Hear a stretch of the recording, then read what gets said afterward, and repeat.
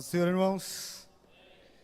É uma alegria imensa estarmos reunidos mais uma noite na casa do Senhor, para louvarmos, engrandecermos o seu santo nome. Louvo a Deus por essa oportunidade. Agradeço imensamente aí a vida dos nossos pastores, pastor Paulo, pastor Wallace, pela confiança. E agradeço também a igreja por toda a acolhida. Agora eu estou trabalhando, de fato, então agradeço aos irmãos aí, principalmente os meus líderes aí, pastor Júnior, pastor Clarino, que é meu chefe na oração lá, o André, que está me aguentando ali, pastor João Marcos na escola dominical. Deus abençoe a vida dos irmãos. Irmãos, sem perda de tempo, quero convidar os irmãos para lermos juntos a Bíblia, e vamos ler a palavra de Deus no livro de João, no capítulo de número 15, a partir do versículo 1 até o versículo 16.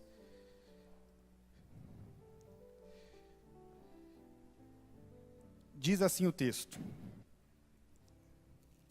Eu sou a videira verdadeira, e o meu pai é o agricultor.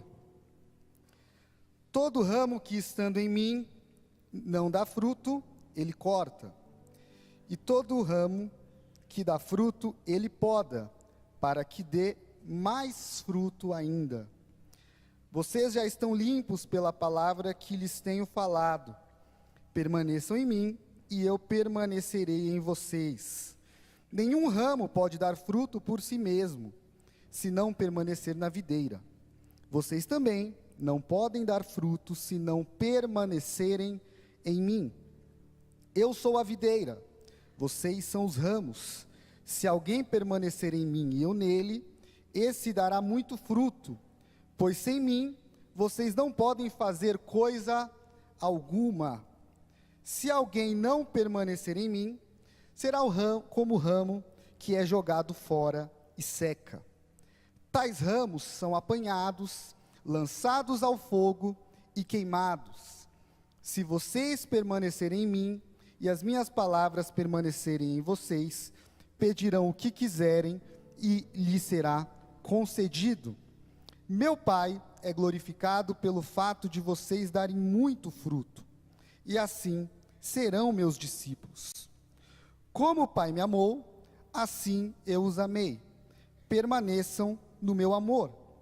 Se vocês obedecerem aos meus mandamentos, permanecerão no meu amor, assim como tenho obedecido aos mandamentos de meu Pai, e em seu amor permaneço.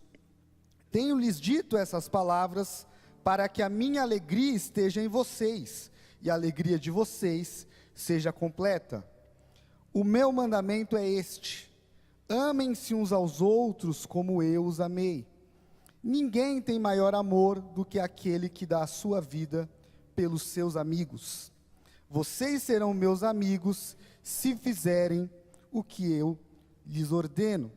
Já não os chamo servos, porque o servo não sabe o que o seu senhor faz. Em vez disso, eu os tenho chamado amigos, porque tudo o que eu ouvi de meu Pai, eu lhes tornei conhecido. Vocês não me escolheram, mas eu os escolhi, para irem e darem fruto, fruto que permaneça, a fim de que o Pai lhes conceda o que pedirem em meu nome. Amém. Louvado seja Deus. Irmãos, nós acabamos de ler aqui uma passagem em que Jesus, ele, como de praxe, como era padrão dos seus ensinamentos, ele usa uma representação para ensinar, não somente os seus discípulos, como todos aqueles que o ouviam, inclusive chegando até nós. E eu acho uma das virtudes mais belas de Jesus, a simplicidade e profundidade ao mesmo tempo da forma como ele ensinava. E Jesus, ele nos apresenta aqui uma representação, uma ilustração, em que ele se auto-intitula ou se compara a uma videira. Videira, como os irmãos sabem muito bem, é uma árvore que produz uvas, a árvore que produz o fruto que é utilizado depois, tanto para ser comida como para ser transformada em vinho.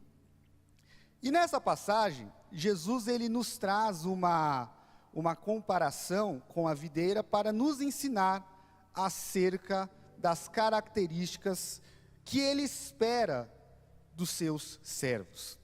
E baseados na mensagem ou nos ensinamentos que Deus tem direcionado os nossos pastores e a nossa igreja nesse último bimestre, a mensagem de hoje, com base nessa imagem, nessa apresentação que Jesus nos faz no capítulo 15 de João, nós vamos falar sobre a identidade do servo.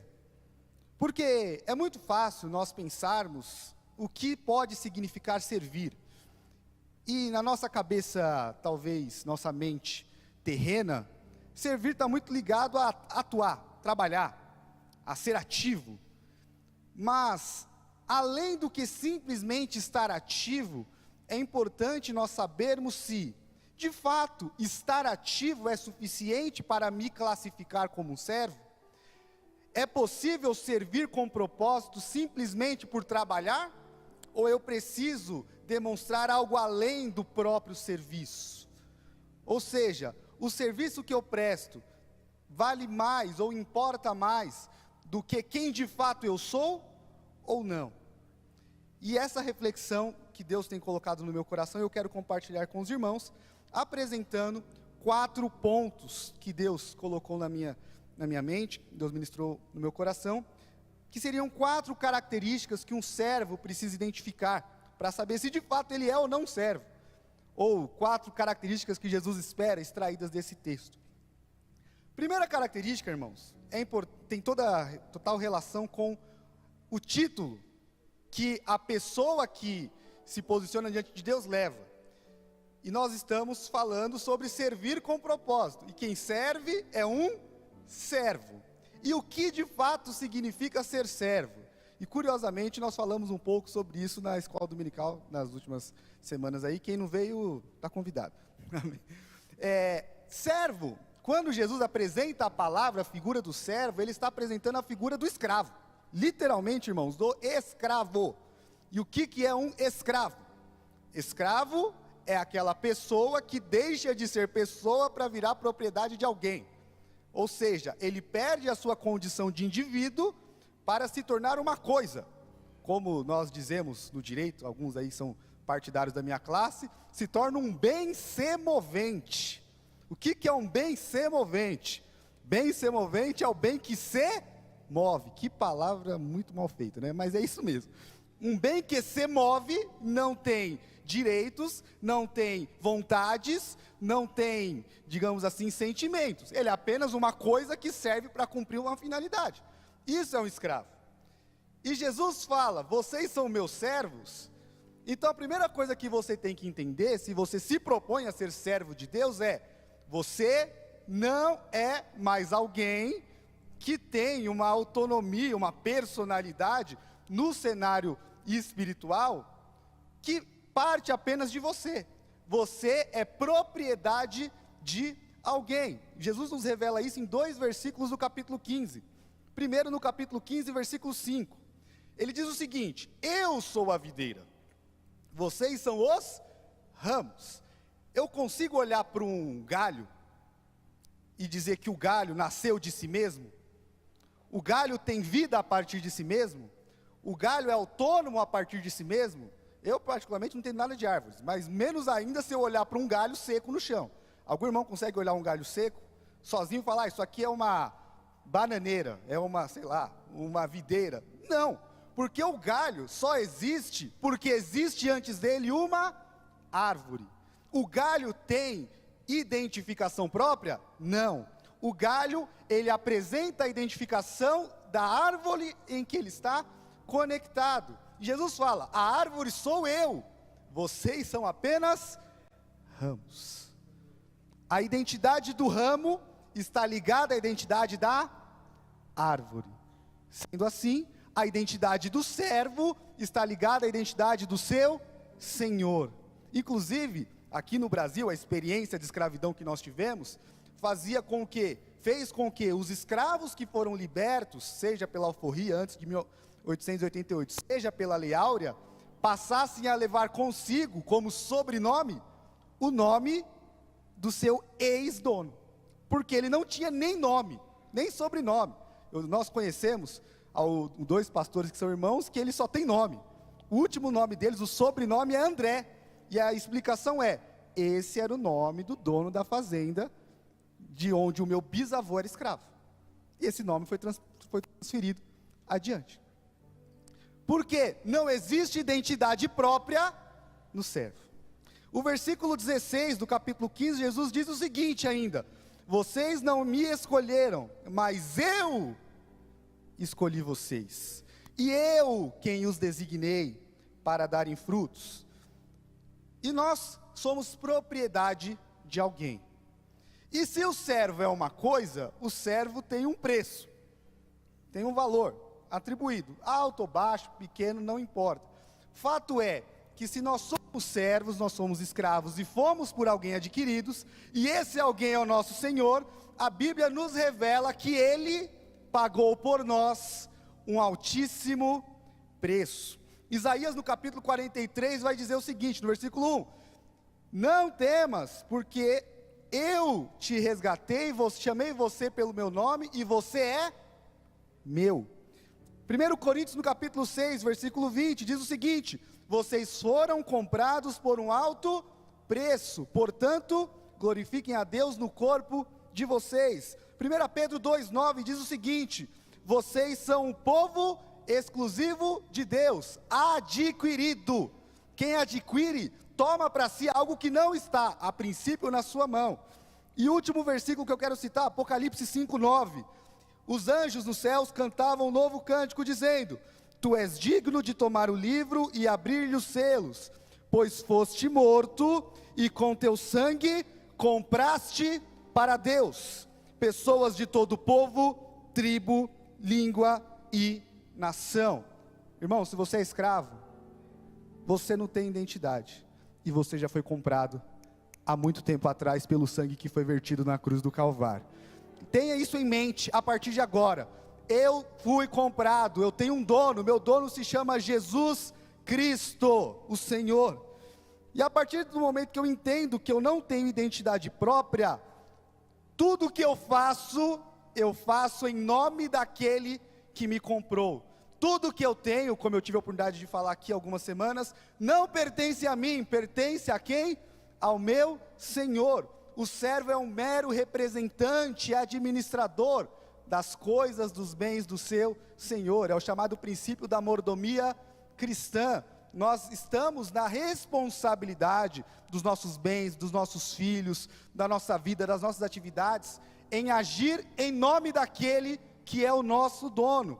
Inclusive, Jesus usa uma outra parábola lá no livro de Mateus, no capítulo 25, que é a parábola dos talentos. Ele diz que um senhor chamou os servos e entregou na mão deles, de cada um, uma quantidade de moeda monetária da época, que a Bíblia chama de talento. Uns fizeram aquilo render, e o Senhor diz: é isso que eu espero do meu servo, que ele administre o que eu lhe dei e faça aquilo virar algo muito maior. Jesus falou isso para nós: em meu nome vocês farão o quê? Obras maiores ainda. Se Jesus ressuscitou mortos, nós vamos ressuscitar 3.000, é o que ele disse. Se Jesus curou enfermos, nós em seu nome vamos curar muito mais, mas em seu nome. E Paulo nos ensina em 2 Coríntios 5,20 que nós somos embaixadores de Cristo. Nós estamos aqui representando, e tudo que nós fazemos, irmãos, para o bem ou para o mal, de alguma forma, isso reverbera a imagem de Deus. Então nós temos que pensar, nós somos testemunhas, pessoas que representam a identidade daquele que é o nosso dono, que é o nosso Senhor. Essa é a primeira característica. Todo servo tem um dono, não tem identidade, e tudo o que faz, está fazendo em nome daquele que é o seu Senhor. Segunda característica, irmãos, é a característica do amor. João no capítulo 15, versículos de 9 a 13, Jesus vai dizer o seguinte: que como o Pai me amou, eu também os amei, permaneçam no meu amor. Se vocês permanecerem nos meus mandamentos, permanecerão no meu amor, ele diz que esse é o meu mandamento, que vocês amem-se uns aos outros como eu vos amei, e ninguém tem maior amor do que aquele que dá a sua vida pelos seus. E o maior exemplo de amor, não é o amor do servo, mas é o amor do Senhor. O nosso Senhor, Ele nos ama, e Ele deixou isso muito claro no momento em que, como diz João capítulo 3, versículo 16, Deus amou o mundo de uma tal maneira, que entregou o seu único Filho, para que todo aquele que nele crê, não pereça, mas tenha a vida eterna. Ah, mas eu sou servo, o servo não tem direito. Mas Jesus não te disse que você tem direito, Ele simplesmente disse, eu te amo. Por que que Jesus morreu por mim? Porque Ele me ama. Por que que Jesus morreu por você? O que que você fez por merecer? O céu não é merecimento, mas é fruto direto do amor de Deus pela nossa vida. Deus, o nosso Senhor, Ele nos ama acima de tudo. E quando nós entendermos de fato esse amor, nós passamos a viver dele e experimentamos também o caminho inverso. O amor vem de Deus para conosco, mas nós também temos muito amor, ou devemos ter amor, para entregar ao nosso Senhor. É curioso que o seguinte, Deus, eu até brinquei aqui na outra oportunidade, dizendo que Ele é o melhor patrão que existe, né? O mais interessante, porque Ele nos comprou. Nós somos seus escravos? Somos. E o escravo, ele tinha a característica de viver sob o jugo, né? Sob ali, acorrentado, sob as ordens, a prisão do seu dono. Jesus é o Senhor que nos comprou e fala, viva aí, livre, usufruindo de tudo que eu tenho para você.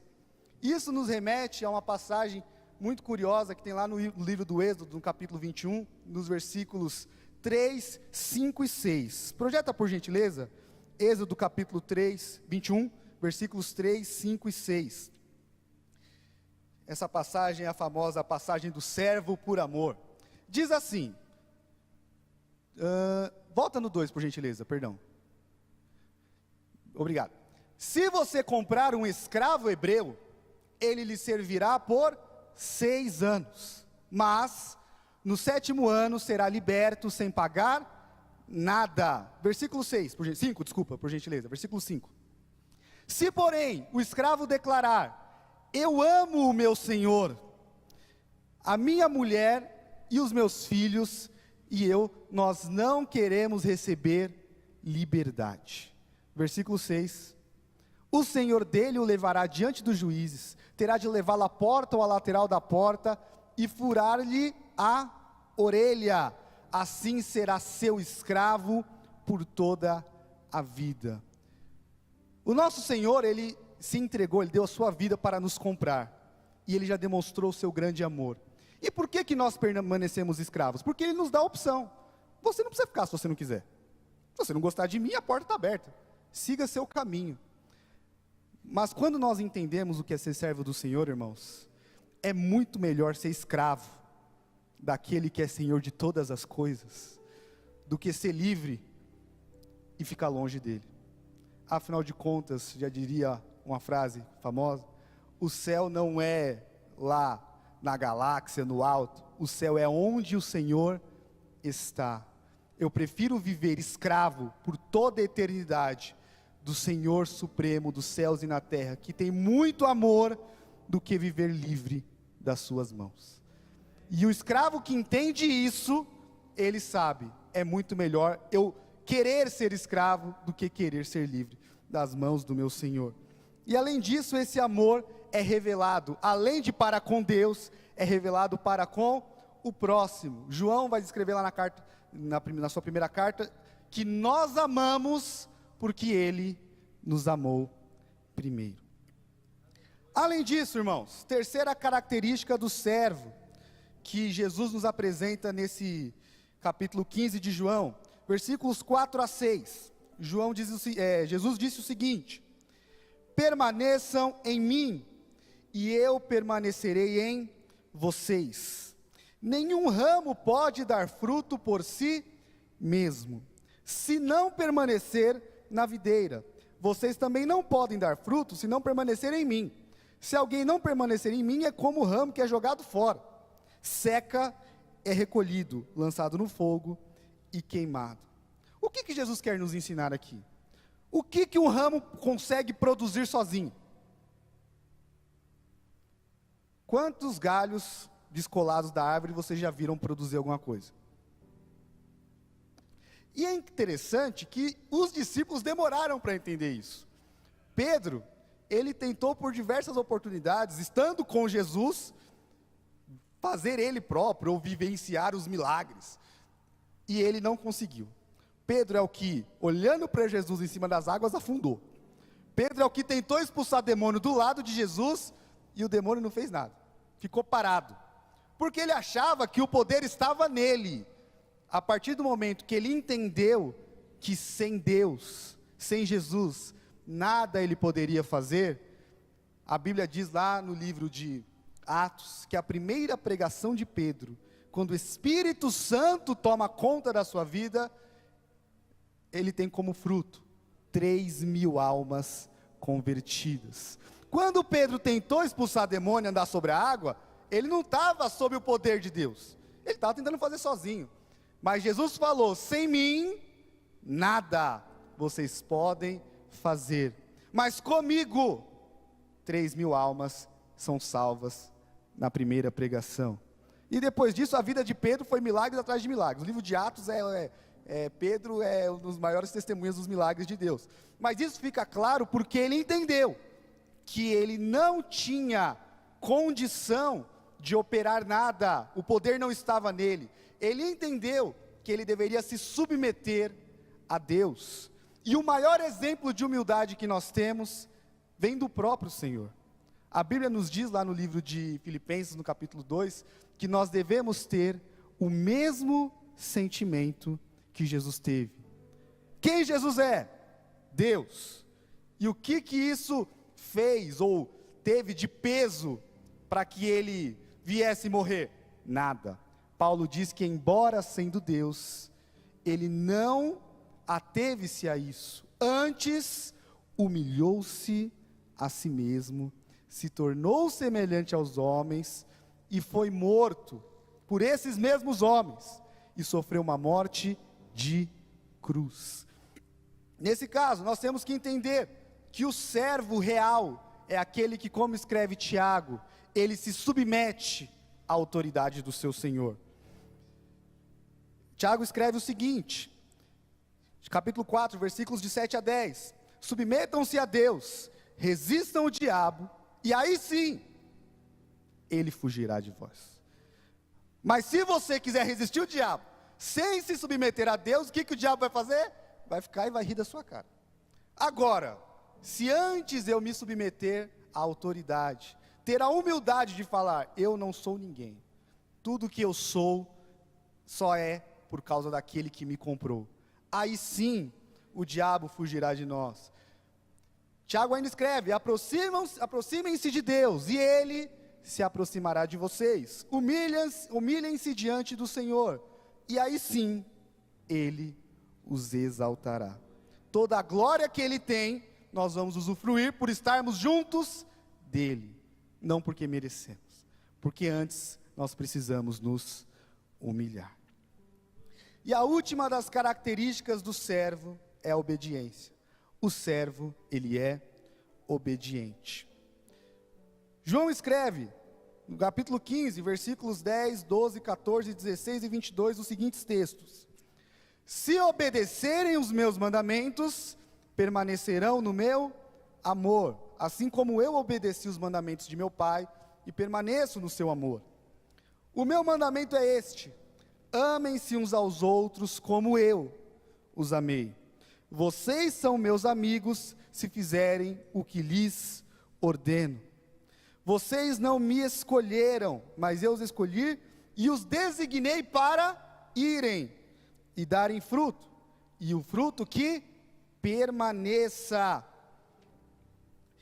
E 1 Samuel, no capítulo 15, versículo 22, Samuel, quando foi cumprir uma das ordens do Senhor, ele diz o seguinte: é melhor obedecer do que sacrificar.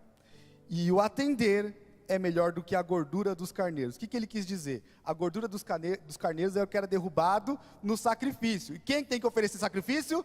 Quem pecou. Quem pecou, desobedeceu. O que ele falou é muito melhor você obedecer para não precisar ir lá no dia do sacrifício, no dia do holocausto, levar um carneiro, porque Deus se agrada muito mais de um coração obediente do que daquele que derrama o sangue do carneiro e pede perdão porque pecou. É muito mais nobre da vida do cristão. E 2 mandamentos Jesus nos deixa nessa passagem de João 15. Primeiro, o mandamento que é espelhado no que Ele tem por nós. Ele nos ama. O que Ele nos manda? Amar de volta.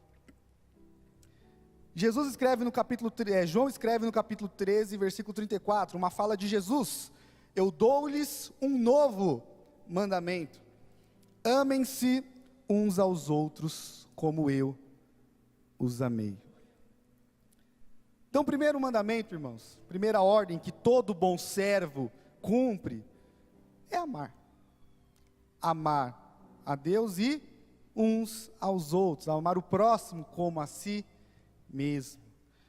Segundo mandamento que Jesus nos deixa, é o mandamento de dar frutos, de frutificar.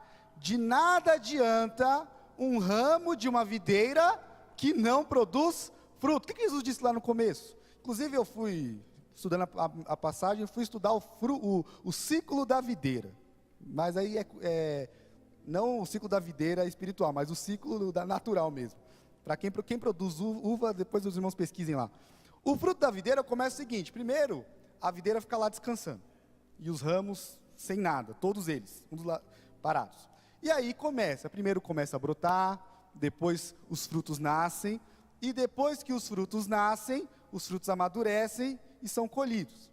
E é nesse momento que o agricultor vai ver qual ramo produziu e qual ramo não produziu. E o que Jesus falou? Se um ramo produz fruto, eu vou lá e aparo, podo, colho o fruto, tiro o excesso e trato para que produza mais fruto. E se eu olho para um ramo do lado que está seco, sem nada? O que se faz com esse ramo, irmãos? Todo ramo que não dá fruto, ele corta. E esse ramo que é cortado só serve para ser queimado, vira lenha.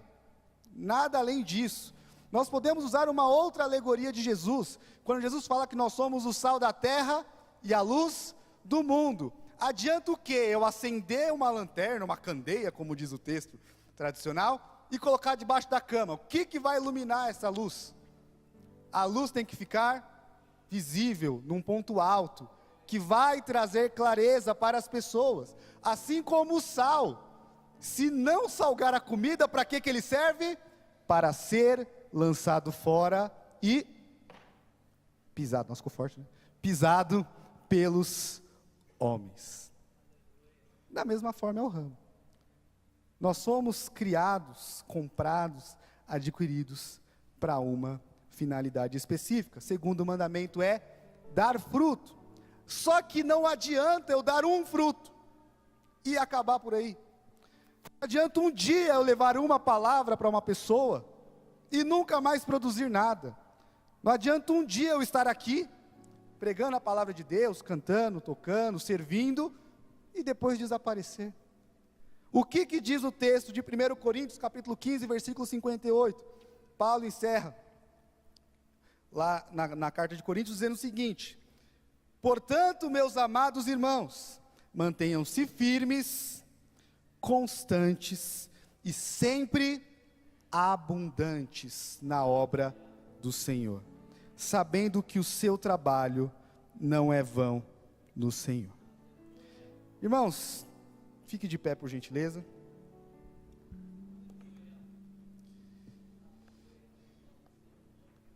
Essa mensagem que Deus colocou no meu coração, ela é um fruto, e aí eu posso até dizer aqui, dar um testemunho, se os irmãos me permitem. Cadê o pastor Alex? Foi lá fora, né? Do primeiro dia que eu estive nessa igreja, o pastor Wallace estava aqui, pregou no dia. Eu falei pastor Alex porque foi a primeira pessoa que demonstrou um dos mandamentos de Jesus, que foi o amor. Eu estava aqui, meio cabisbaixo, talvez passando o pior momento da minha vida. E a primeira coisa que Deus me lembrou foi o quê? Qual que é a primeira característica do servo? Todo servo tem um dono. E ele falou: Gustavo, eu sei que você está aí meio desnorteado, mas lembre-se de uma coisa: você é meu. O sacrifício na cruz ainda está de pé. Ele não perdeu a validade. Não bastasse isso, eu estava muito cabisbaixo. E por acaso o pastor Wallace pregou sobre justamente o amor que transforma. E naquele dia o pastor Alex me deu um abraço meio despretensioso. Falou: vamos lá receber uma oração. Eu falei: vamos lá. Desde então eu nunca mais parei de abraçar esse homem. Cadê ele para eu abraçar ele? Desculpa aí, irmã Jaque, tá? É só... E Deus me lembrou a segunda característica do servo. O servo, ele é amado. Ele falou: Gustavo, eu te amo. Nunca se esqueça disso. E ele preparou pessoas, uns que eu nem conhecia. Uns sabiam da minha existência bem distante, né? Pastor Wallace sabia, mas a gente nem sabia quem era quem. E Deus falou: eu te amo, mais do que as pessoas. Lembre-se que eu te amo. E assim, Deus foi trabalhando na minha vida. Uma mensagem que o pastor Wallace deixou muito claro para mim naquele dia foi: Deus tem uma obra na sua vida e Ele vai te renovar e você vai ser aquilo que Ele espera que você seja. Irmãos, a partir daquele dia eu comecei a ser ministrado, fiquei meses aí, vinha, assistia o culto, ia para embora, saía correndo. A irmã Raquel, a pastora Raquel até falava: eu nunca te vejo na igreja, você sai correndo, não dá nem para te dar um abraço. E eu então passei a ouvir a voz de Deus, dizendo: Gustavo, eu te chamei para produzir. Eu lembro que teve um dia que foi cantado um louvor aqui pelo Praise, e o louvor era ser conhecido de Deus, e falava que o Senhor te separou e te chamou no seu altar para servir. E eu não estava servindo. E eu então ouvi a voz de Deus e comecei a obedecer. Falei: Senhor, eis-me aqui, se eu puder de alguma forma servir, eu vou servir. Me pus à disposição. Hoje, para a honra e glória de Deus, irmãos, é muito pouco perto do que Deus espera de nós. Deus tem me dado a oportunidade de servir, por isso que eu comecei agradecendo aos meus líderes. E o Senhor espera isso de todos vocês, de todos nós. Que nós demos fruto, mas um fruto que permaneça. Nós temos que ser firmes, constantes e abundantes na obra do Senhor. Por anos eu cantei o louvor que nós vamos cantar agora, e eu não entendia nada. Eu precisei ficar longe de tudo que eu mais amava, para entender de fato que Deus sempre tratou no meu coração. Vamos louvar.